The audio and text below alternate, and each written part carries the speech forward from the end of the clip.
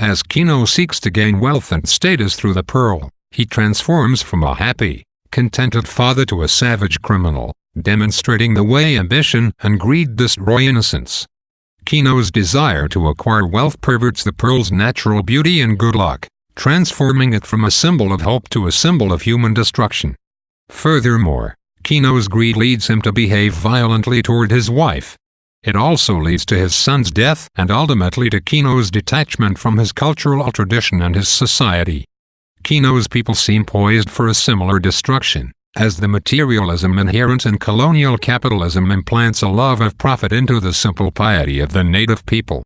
The Pearl portrays two contrasting forces that shape human life and determine individual destiny. The novella depicts a world in which, for the most part, humans shape their own destinies. They provide for themselves, follow their own desires, and make their own plans. At the same time, forces beyond human control, such as chance, accident, and the gods, can sweep in at any moment and, for good or ill, completely change the course of an individual's life. If fate is best represented in the novella by the open sea, where pearl divers plunge beneath the waves hoping for divine blessings, human agency is best represented by the village of La Paz, where myriad human desires, plans, and motives come together to form civilization. Kino and Juana's lives change irreparably the moment the scorpion, a symbol of malignant fate, bites their child. Their lives then change irreparably again the moment Kino finds the pearl, a symbol of beneficent fate. Nevertheless, it is not fate but human agency, in the form of greed, ambition, and violence, that facilitates the novella's disastrous final outcome, as Kino's greed and the greed of others led to a series of conflicts over the pearl. Kino finds himself caught between the forces of fate and the forces of human society, between the destiny handed him by fate and the destiny he seeks to create himself. The doctor who refuses to save Coyotito's life at the beginning of the novel because Kino lacks the money to pay him represents colonial arrogance and oppression.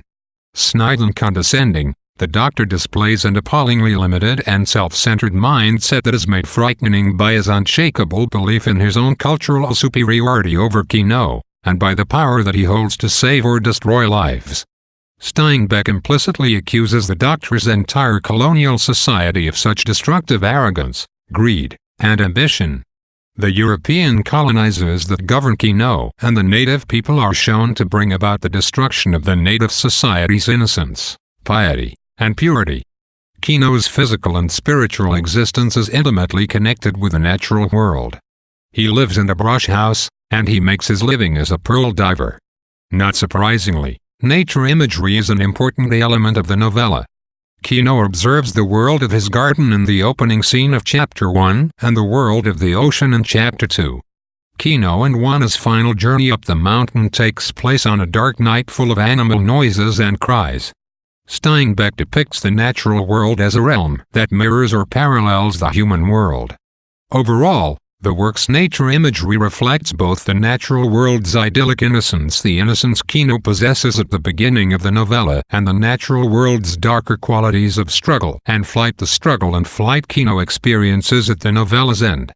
The pearl's descriptions of the sea, for instance, subtly emphasize the fact that life in the sea is a struggle for survival from which only the strongest emerge alive, a struggle that mirrors the conflict between Kino and the native people against their colonial rulers.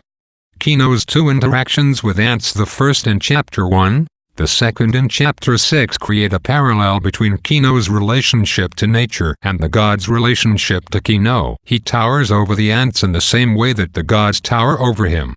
Throughout the novel, whenever Kino has a particularly powerful feeling or instinct, he hears a song in his head that corresponds to that feeling.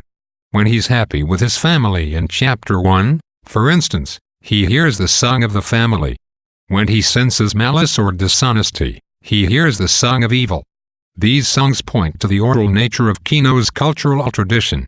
The ancient, familiar songs, presumably handed down from generation to generation, occupy such a central place in how Kino's people perceive themselves that the songs actually give form to their inner feelings.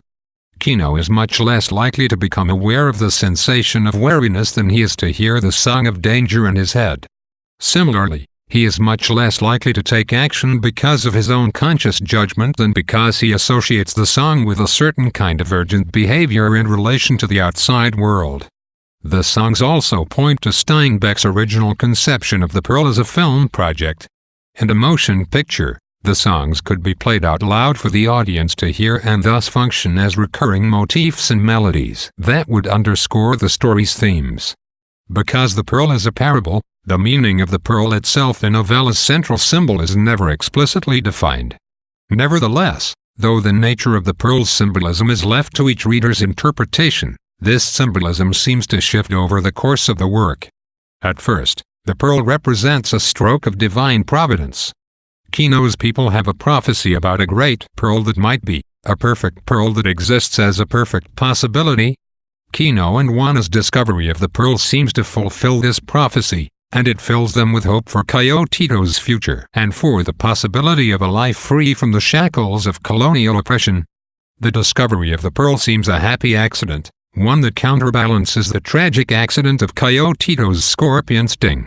Once the town finds out about the pearl, however, the object begins to make everyone who beholds it, including Kino, greedy. The neighbors call it the Pearl of the World, and while the title originally seems to refer to the pearl's great size and beauty, it also underscores the fact that having the pearl brings the outside world's destructive influence into Kino's simple life. As the dealers begin lowballing him, Kino ceases to view the pearl with optimistic delight and instead focuses on its sale with determined ambition. The pearl's association with good fortune and hope weakens, and the pearl becomes associated more strongly with human plans and desires. Juana and Juan Tomas begin to view the pearl as a threat rather than a blessing. The pearl elicits more and more greed on Kino's part, as he begins to devote all his energies and possessions to protecting it, recalling the biblical parable of the pearl of great price. It thus comes to symbolize the destructive nature of materialism. The implication is that Kino's acquisition of material wealth isn't enough to save him from the colonists' oppression, even though such wealth is the foundation of the colonists' capitalist system. In fact, Kino's shift in focus from his spiritual well-being to his material status seems to represent the colonists' ultimate triumph. The way the pearl is depicted through the course of the novella mirrors the changes that Kino himself undergoes. At first, the pearl is a simple and beautiful object of nature. Once it becomes entangled with notions of material value, however, it becomes destructive and dangerous. The pearl is an object of natural beauty and goodness that draws out the evil inherent in mankind. The scorpion that stings Coyotito in Chapter 1 symbolizes a seemingly arbitrary evil that, because it has nothing to do with human agency, must come from the gods. Biblically, the scorpion generally represents the destruction of innocence, and the fact that Coyotito is a baby compounds the Christian symbolism of the event. Coyotito is touched by evil, and this natural destruction of innocence repeats itself in the novella in the destruction of Kino's innocence by his ambition and greed, and in the destruction of the natives' traditional, natural way of life by the colonists. A means of making a living, both pearls and food that has been passed down for generations, the canoe that Kino uses represents his link to cultural tradition. This culture is deeply spiritual, so it is significant that Kino uses the canoe to find the pearl, which is provided by a divine power that has nothing to do with human agency. It is also significant that Kino's possession of the pearl leads directly to the canoe's destruction, in Chapter 5, an event that symbolizes Kino's devastating decision to break with his cultural heritage because he wishes to pursue material gain. A parable is a simple story that relays a moral lesson. Frequently, parables are also allegories, stories in which characters, objects, and events hold fixed symbolic meaning. Steinbeck's focus on the symbolic role the pearl plays in Kino's life is constant, as is his focus on the symbolic importance of Kino himself. In general, Steinbeck's overly simplistic portrayal of events is not realistic, or even believable, and it indicates the pearl's place as a parable or fable.